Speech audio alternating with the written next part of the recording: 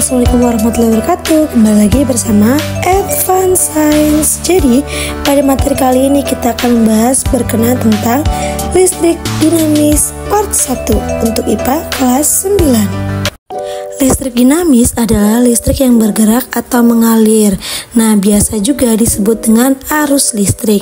Nah, coba kita bayangkan arus listrik itu atau listrik dinamis itu sebagai aliran air yang ada di sungai. Nah, jadi aliran air yang terdapat di sungai ini dapat menghidupi berbagai jenis tumbuhan ataupun makhluk hidup.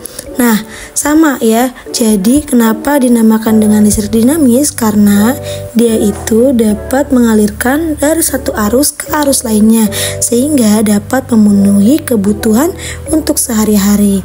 Nah, listrik dinamis ini ya bergerak itu melalui menggunakan kabel yang biasa kalian lihat di jalan-jalan. Nah, itu kenapa? Karena di dalamnya ada sebuah tembaga atau sebuah perak yang bisa menghantarkan listrik. Nah, jadi tembaga dan perak adalah bahan yang paling baik untuk menghantarkan listrik. Nah, jadi listrik dinamis akan mengalirkan melalui kabel atau penghantar lain. Misalnya ketika kalian menyalakan lampu listrik, akan mengalir melalui kabel hingga lampu bisa menyala. Jadi kalian cetekin dulu baru lampunya nyala. Nah, mengapa bahan yang paling tidak dapat menghantarkan listrik yaitu ada plastik dan karet? Karena kedua bahan ini termasuk isolator, sehingga listrik tidak bisa mengalir melalui karet maupun plastik. Kita jelaskan lebih lanjut ya. Jadi, berdasarkan kemampuan mengantarkan listrik ada 3, ada konduktor, isolator, sama semikonduktor. Nah, kalau konduktor itu tadi ada besi atau perak atau tembaga. Nah, itu sebagai konduktor. Kenapa? Karena dia mampu mengalirkan elektron, makanya dia baik untuk mengantarkan arus listrik. Nah, tadi ya, plastik dan karet termasuk isolator. Kenapa? Karena di dalamnya ada bahan-bahan yang sulit menghantarkan elektron. Makanya bahan dari karet atau plastik tidak direkomendasikan sebagai penghantar arus listrik. Sedangkan yang ketiga ada semikonduktor, yaitu bahan ini berada di antara keduanya ya, jadi bisa isolator atau bisa sebagai konduktor. Nah, ketika di suhu yang paling tinggi dia sebagai konduktor, tapi ketika dia di suhu yang paling rendah dia sebagai isolator. Nah, sekarang kita sesuaikan dengan penerapan pada rumus. Yang pertama ada kuat arus listrik, di mana kuat arus listrik ini jumlah muatan listrik yang mengalir dalam satuan penghantar setiap satuan waktu. Makanya rumusnya I sama dengan Q per T, atau kalian bisa menggunakan segitiga. Nah, kita langsung contoh soalnya ya. Dalam satuan waktu mengalir muatan listrik secara konstan sebesar 0,06 kolom selama 20 sekon. 20 sekon itu sama aja kayak detik ya.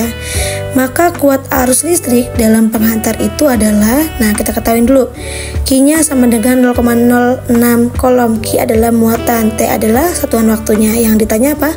Kuat arus listriknya. Nah, sekarang kita jawab.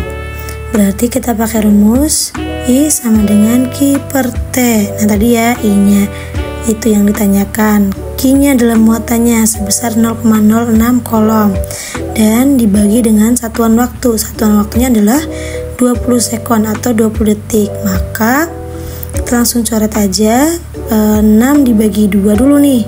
6 dibagi 2 maka 3.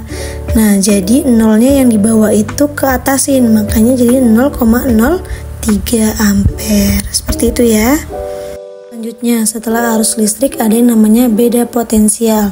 Nah, jadi beda potensial adalah banyaknya energi yang memindahkan muatan listrik dari satu titik ke titik lain. Jadi kita nyari energinya, makanya dapat V sama dengan W per Q. Nah, kalian bisa menggunakan rumus segitiga juga. V adalah beda potensial, satunya volt, W energi, dan Q adalah muatannya. Nah, sekarang kita pada contoh soal dulu ya. Di dalam sebuah sumber listrik mengalir energi sebesar 5.600 Joule dan digunakan untuk memindahkan muatan sebesar 70 kolom. Hitunglah beda potensial perpindahan muatan tersebut. Nah, perlu diingat ketika kita menentukan soal, maka kita lihat dulu yang diketahuinya. Nah, W-nya adalah 5.600 Joule, Q-nya adalah 70 kolom. Nah, yang ditanya adalah beda potensialnya. Nah, karena V yang ditanya, maka V sama dengan W per Q, energi dibagi dengan muatan. Maka 5600 Joule dibagi 70. Dapatnya adalah 80 Joule per kolom atau 80 volt. Nah, mungkin itu saja penjelasan pada materi kali ini. Silahkan boleh di komen request materi apa yang perlu dibahas. Terima kasih. Wassalamualaikum warahmatullahi wabarakatuh. Jangan lupa untuk subscribe and like dan share kepada teman-teman kalian.